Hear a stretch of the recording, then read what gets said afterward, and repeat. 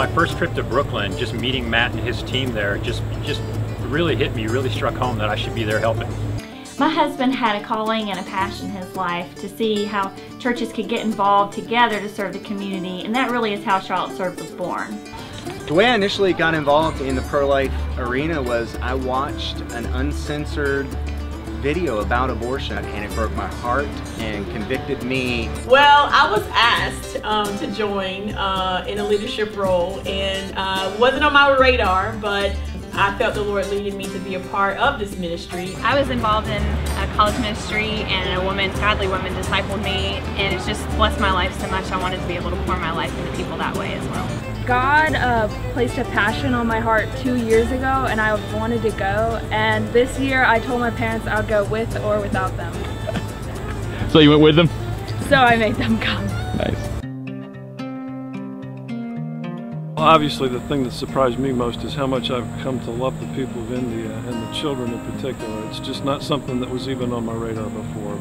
I was surprisingly encouraged about how many people stepped up to serve when we participated in 40 Days for Life this past spring. What surprised me most was the people waited patiently every time when we went to serve them, and we were often late. And then afterwards they would stand in line for even an hour waiting for us to pray for them.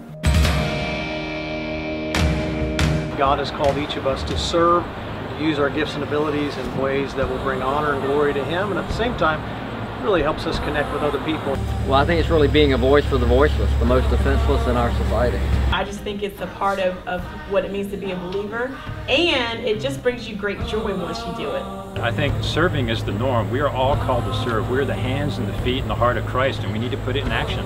Youth really need to get involved because, you know, we have a voice, and everyone needs to use that voice to speak up. It will bless you, it will bless your marriage, because God will be using you in the way that He's given you the gifts. I would encourage people at StoneBridge to serve because we're called to it by Christ, and not only are we called to it, but He knew that in doing so it would bring us joy. We only have one life to live, and why would we not want to embrace whatever that life is that the Lord has for each of us wholeheartedly, because in that is where we're going to find real fulfillment.